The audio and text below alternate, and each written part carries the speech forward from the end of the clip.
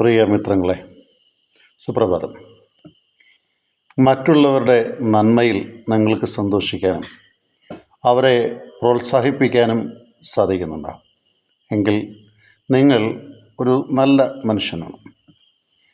കാരണം ഉള്ളിൽ നന്മയുള്ളവനെ മറ്റുള്ളവരുടെ നന്മ തിരിച്ചറിയാനും അത് പ്രോത്സാഹിപ്പിക്കുവാനും സാധിക്കുകയുള്ളൂ. ഇന്നത്തെ ദിവസം ആരെങ്കിലുമൊക്കെ നിങ്ങൾ കാണുമായിരിക്കും, അമ്പലത്തിലോ പള്ളിയിലോ മോസ്കിലോ അല്ലെങ്കിൽ ചന്തയിലോ വഴിയോരങ്ങളിലൂടെയൊക്കെ നടന്നു പോകുമ്പോൾ കാണാം. അവരിൽ ആരെങ്കിലും ഒരാളെങ്കിലും നോക്കി ഇത് നന്നായിരിക്കുന്നു. കഴിഞ്ഞ ദിവസം കായംകുളം വഴി വരുമ്പോൾ റെയിൽവേ സ്റ്റേഷനോട് നടന്നു വരികയാണ്. ഒരു കുട്ടി ഒരു സാധാരണ ധരിക്കാത്ത ഒരു വസ്ത്രം എന്ന് വെച്ചാൽ നല്ല നല്ല വെൽ ഡ്രസ്ഡാണ്. പക്ഷേ ആ കുട്ടിയുടെ ചുരിദാറിൽ ഇങ്ങനെ ഏതാണ്ടൊക്കെ ഇങ്ങനെ പെട്ടെന്ന് തൂക്കിയിട്ടിട്ടുണ്ട്. അപ്പം ഞാൻ ചുമ്മാ ഒരു കമൻറ്റ് പറഞ്ഞു, മുഖത്തൊക്കെ എന്നാണ് പറഞ്ഞത്, ഇറ്റ്സ് ഗുഡ് ഡ്രസ്. പുള്ളി ആ പെട്ടെന്ന് കുട്ടികളുടെ തിരിച്ചു ചോദിച്ചു, ആരാ? ഞാൻ പറഞ്ഞു, ഞാൻ നടന്നു പോകുന്ന കണ്ടു, സന്തോഷത്തോടെ പറഞ്ഞു. എൻ്റെ പേര് ചോദിച്ചു. ഞാൻ പറഞ്ഞു, പിന്നെ എൻ്റെ പേരെന്താണ്? അപ്പം താങ്ക് യു. ആരും പറഞ്ഞില്ല, എല്ലാവരും മോശമായിട്ട് കമൻറ്റ് അടിച്ചു. ഞാൻ പറഞ്ഞു, മോശമായിട്ട് കമൻറ്റ് പറയേണ്ടാക്കാതെ കാര്യമില്ലല്ലോ, നല്ലതെന്ന് പറഞ്ഞു. നമുക്ക് നല്ലത് എന്ന് പറയുമ്പോൾ രണ്ട് കാര്യങ്ങളാണ് സംഭവിക്കുന്നത്. ഒന്ന്, നമ്മളിലും നന്മ നിറയുന്ന ഒരുതരം സന്തോഷം. രണ്ട്, കേൾക്കുന്ന ആൾക്കും ഇത് സന്തോഷവും.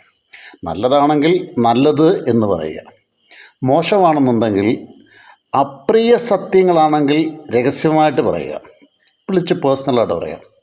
പേഴ്സണൽ കറക്ഷൻ പറയും. ക്രിറ്റിസിസം രണ്ട് തരത്തിലുണ്ട്. ഒന്ന്, കൺസ്ട്രക്റ്റീവ് ക്രിറ്റിസിസം എന്ന് വെച്ചാൽ അവരെ നന്നായിട്ട് കൊണ്ടുവരാം, അല്ലെങ്കിൽ നമ്മൾ തന്നെ സെൽഫ് ക്രിറ്റിസിസമാണ് ഏറ്റവും വലിയ ക്രിറ്റിസിസം.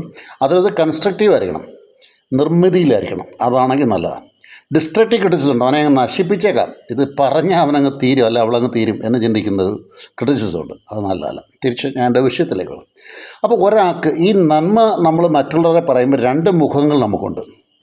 അവരെന്ത് വിചാരിക്കും എന്ന് വിചാരിച്ച് നമ്മുടെ മനസ്സിൻ്റെ ഉള്ളിൽ ഒന്നും ഒളിപ്പിച്ചു വെക്കുകയും എന്നാൽ പ്രത്യക്ഷത്തിൽ അവർക്ക് നല്ലതാണ് എന്ന് തോന്നുന്നവർ സംസാരിക്കുകയും ചെയ്യും. ഇത് സ്യൂഡോ പേഴ്സണാലിറ്റിയാണ്, അല്ലെ ഡബിൾ പേഴ്സണാലിറ്റിയാണ്. അത് പാടില്ല.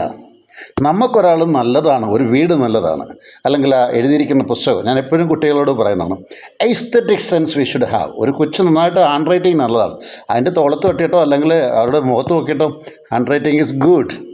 അവിടെ ഒരു ടീച്ചർ ഒരു സ്റ്റാർ വരച്ചു കൊടുത്തൊരു ടിക്ക് കൂടെ കൊടുത്താൽ ഈ കൊച്ചു കുഞ്ഞാണെങ്കിൽ ഓടിച്ച് നമ്മുടെ പറയും, അമ്മ ആയിക്കോട്ടെ സ്റ്റാർ ഫ്രം ദ ടീച്ചർ എന്ന് പറയും. അതാണ് ആ പോസിറ്റീവ്, അത് എസ്തെറ്റിക് സെൻസ്. അത് എസ്തെറ്റിക് സെൻസ് വേണം. നല്ലൊരു ആഹാരം എന്ന് പറഞ്ഞാൽ ഭാര്യയുടെ മുഖത്ത് നോക്കി ഭർത്താവ് പറയണം ആഹാരം നന്നായിരിക്കുന്നു. എല്ലാ സാധനങ്ങളും വാങ്ങിച്ചുകൊണ്ട് വന്ന ഭർത്താവിനെ നോക്കി ഭാര്യ പറയണം, എല്ലാം നിങ്ങൾ ഓർത്തല്ലോ ഇന്ന്, വെരി ഗുഡ്, നല്ല ഭർത്താവ്. ഇതാണ് പോസിറ്റീവായിട്ട് നമ്മൾ ഒരാളെ ബൂസ്റ്റ് ചെയ്യുന്നത് എങ്ങനെയാണ്. അപ്പോൾ അതിന് നമുക്ക് പ്രത്യേകമായിട്ട് പരിശീലനമൊന്നും വേണ്ട, മനസ്സിൽ നന്മ നിറഞ്ഞാൽ മാത്രം മതി. ഒരു പ്രയാസവും സ്ഥിരമായിട്ട് നിൽക്കുകയില്ല. അത് മാറുമ്പം വീട്ടിൽ ഒരു ദാരിദ്ര്യം ബുദ്ധിമുട്ടുണ്ടായി, ആ ബുദ്ധിമുട്ട് മാറുമ്പം ഭാര്യയും ഭർത്താവിടെ പരസ്പരം കണ്ണുകൾ നോക്കി, എന്നാലും മകളെ നമുക്ക് പഠിപ്പിക്കാൻ സാധിച്ചല്ലോ. ഒരു ബുദ്ധിമുട്ട് വന്നു, ഒരു മഴയും അങ്ങനെ തോരാതിരിക്കുള്ളൂ. ഭർത്തമായിൽ ഒരു അച്ഛൻ എഴുതിയ ഒരു മഴയും തോരാതിരിക്കില്ല. അതുപോലെ തന്നെ ഒരു വേദനകൾ വരും, ഇല്ലെന്ന് ഞാൻ പറഞ്ഞില്ല. വേദനകളിൽ നിന്ന് നിങ്ങൾക്ക് ചില അനുഭവങ്ങൾ കിട്ടും. വിജയത്തിൽ കൂടുതലങ്ങ് സന്തോഷിക്കുകയും വേണ്ട, വിജയവും കടന്നു പോവും, വേദനയും കടന്നു പോവും, വിജയവും കടന്നു പോവും. ഇതൊക്കെ ട്രാൻസിറ്ററിയാണ്. ഒന്നും നിരന്തരമായിട്ട് സന്തോഷം നിൽക്കുന്ന ആരെല്ലാം ഉണ്ടോ? അപ്പം ആ നിരന്തര സന്തോഷമൊന്നും ജീവിതത്തിൽ നിൽക്കില്ല, അതൊക്കെ മാറിപ്പോവും. പക്ഷേ അതുകൊണ്ട് നാളെ സന്തോഷം ഉണ്ടാവാതിരിക്കുന്നില്ല. അപ്പം നിങ്ങളിൽ അഗാധമായ സന്തോഷം നിറയുന്നുണ്ട് എങ്കിൽ മറ്റുള്ളവരുടെ സന്തോഷവും നമുക്ക് വർദ്ധിപ്പിക്കാൻ സാധിക്കും. ഒരു കാര്യം പറഞ്ഞ് അവസാനിപ്പിക്കും, തൻ്റെ സാന്നിധ്യം മറ്റൊരാൾക്ക് ബുദ്ധിമുട്ടുണ്ടാകുന്നെങ്കിൽ അവിടെ പോകാതിരിക്കുക. നേരെ മറിച്ച് തൻ്റെ സാന്നിധ്യം മറ്റൊരാൾക്ക് സന്തോഷം ഉണ്ടാകുന്നെങ്കിൽ അവിടെ പോവുക. അവരനെ ദുഃഖിപ്പിക്കാതിരിക്കുന്നതിനേക്കാൾ നല്ലതല്ലേ അവൻ്റെ അടുത്ത് പോകാതിരിക്കുന്നത്? അവരനെ സന്തോഷിപ്പിക്കുന്നതല്ലേ നിൻ്റെ സാന്നിധ്യം കൊണ്ട് നല്ലത്? എങ്കിൽ അവിടെ ചെല്ലുക. ജോൺസൺ കരൂർ, നല്ല ദിവസം ഏവർക്കും.